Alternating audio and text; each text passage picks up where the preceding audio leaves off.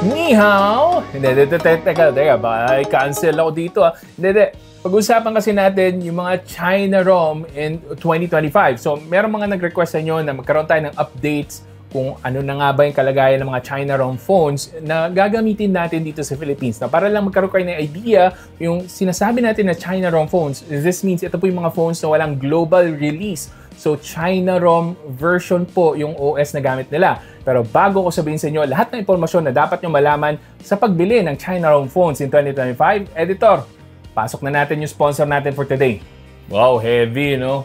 Pasok, editor daw, no? Ako lang din naman mag-e-edit ito. Anyway, biro lang. So, ito po yung sponsor natin for today. Chooktech Power Bank na 10,000 mAh.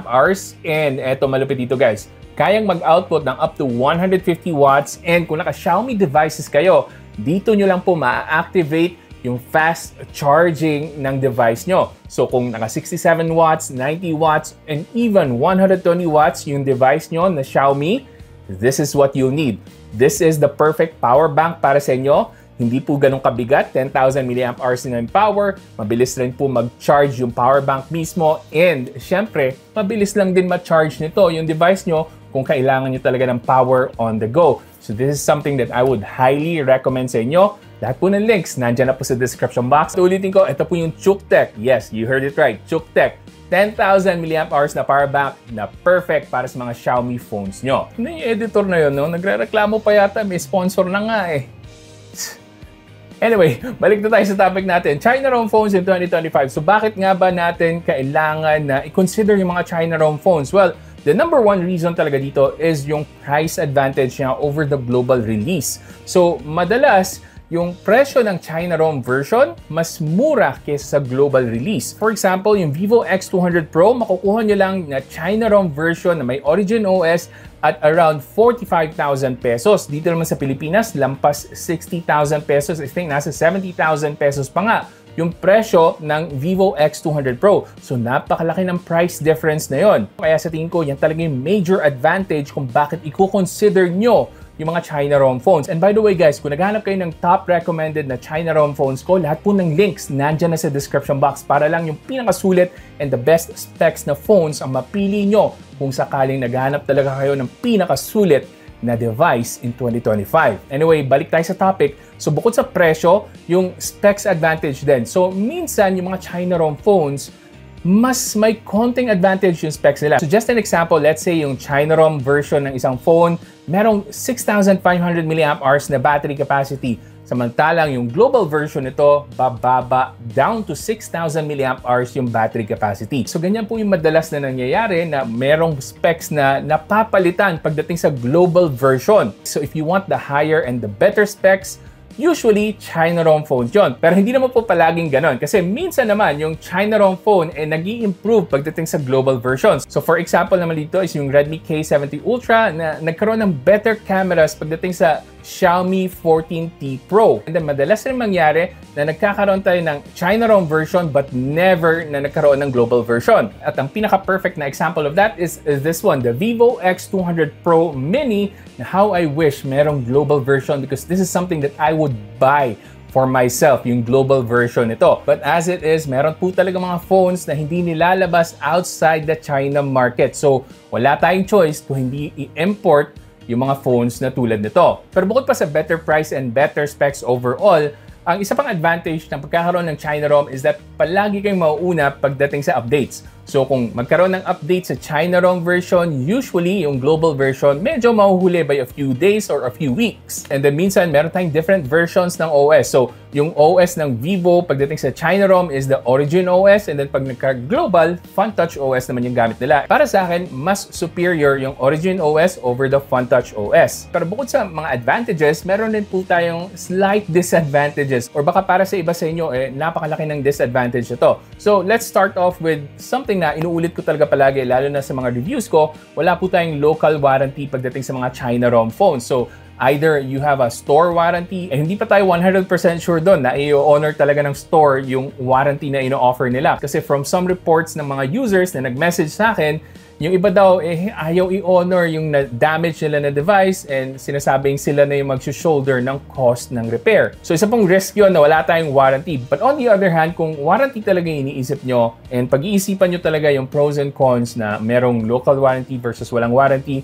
just to give you an idea, limited warranty lang po yung binibigay sa atin locally. So that means hindi po covered lahat ng damages. So possible pa rin na under local warranty ka, pero hindi covered ng free repair yung device nyo. Depende kung anong klaseng damage yan. But of course, at the end of the day, mas maganda pa rin naman talaga na meron tayong local warranty coverage.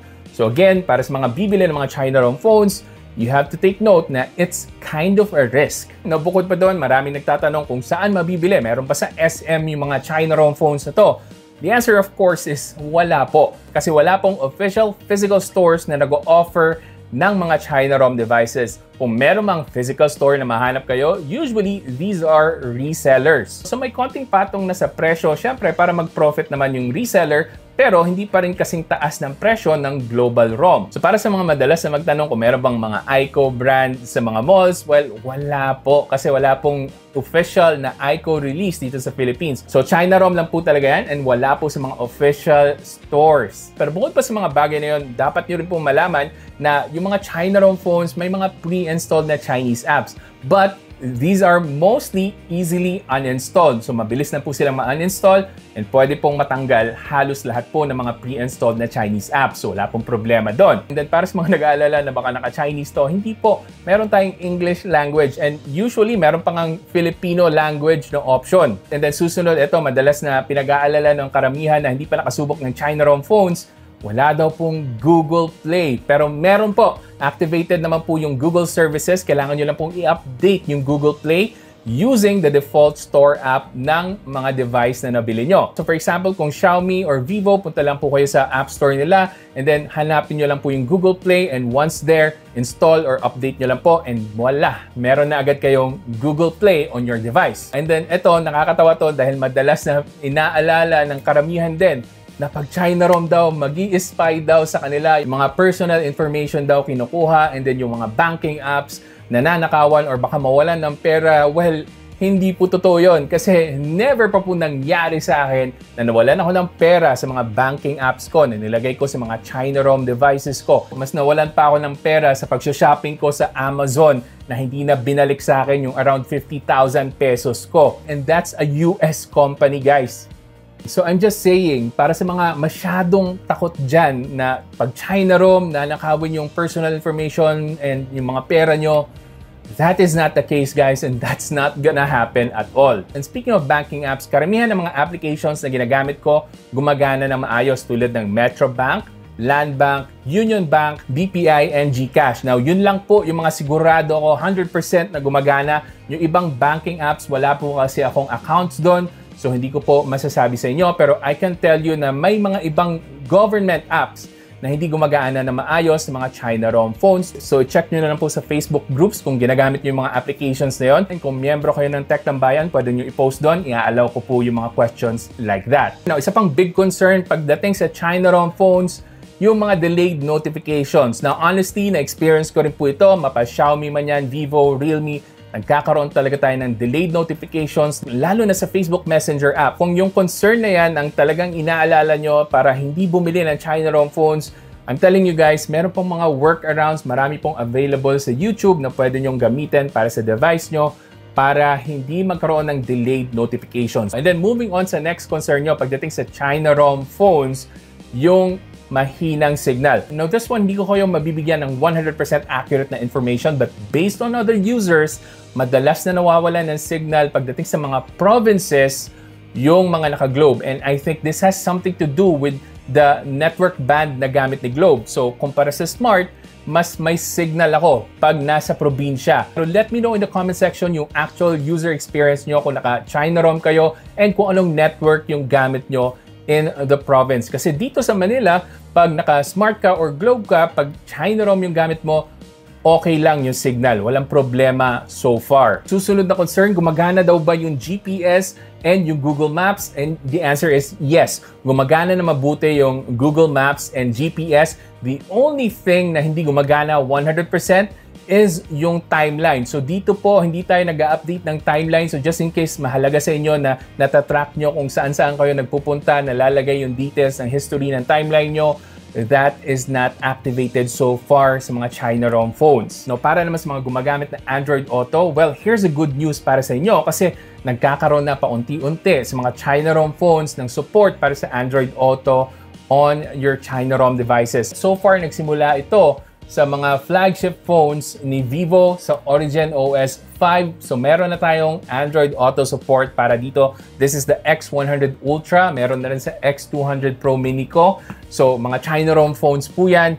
And meron ng Android Auto. And hopefully yung ibang brands sumunod rin. But as of now, si Vivo pa lang yung sure ako na merong support for Android Auto kahit na naka-China ROM. So that's a good sign, guys. Now, ito po yung mga ibang bagay na dapat nyo malaman pagdating sa China ROM devices. So yung mga default apps, pwede nyong iset kung ano yung gusto nyong maging default app. So kung sakali na Chinese yung browser, pwede nyo pong palitan yan. Search nyo lang po sa apps management nyo and search nyo yung default apps and palitan nyo yung browser, palitan nyo yung photo gallery, palitan nyo yung SMS messenger nyo, or kung ano pa mang default apps ang gusto nyong palitan. Pwede rin po tayong gumamit ng third-party launchers para sa mga China ROM devices. So okay po yung mga Nova Launcher. It all works well sa mga China ROM phones. Pagdating naman sa AI Assistant, dito lang ako nagkakaproblema kasi hindi ko ma-set as a default yung Google Assistant. But no worries there kasi meron namang slight workaround dito na gagawa na lang kayo ng widget ng Google para magamit nyo yung Google Voice Assistant. Pero the downside here, hindi nyo ma-activate yung Voice Assistant by saying, "Hey,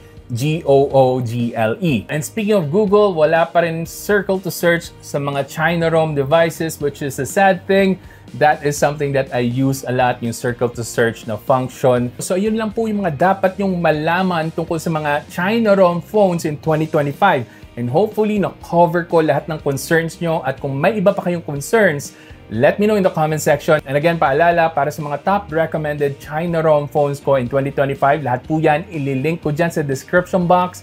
Lazada links po yan, and legit po lahat yan. Kung may mga request kayo, kung ano yung mga gusto nyong i-review natin dito sa channel, let me know in the comment section. I wanna hear your thoughts. And kung gusto mo pang manood ng mga videos ko, may mga ililink po ako dyan. Panigurado, magugustuhan niyo yung mga yan. Hanggang sa susunod, ako nga pala ulit si Janus ng Pinoy Tech Dad. Kita-kita ulit tayo.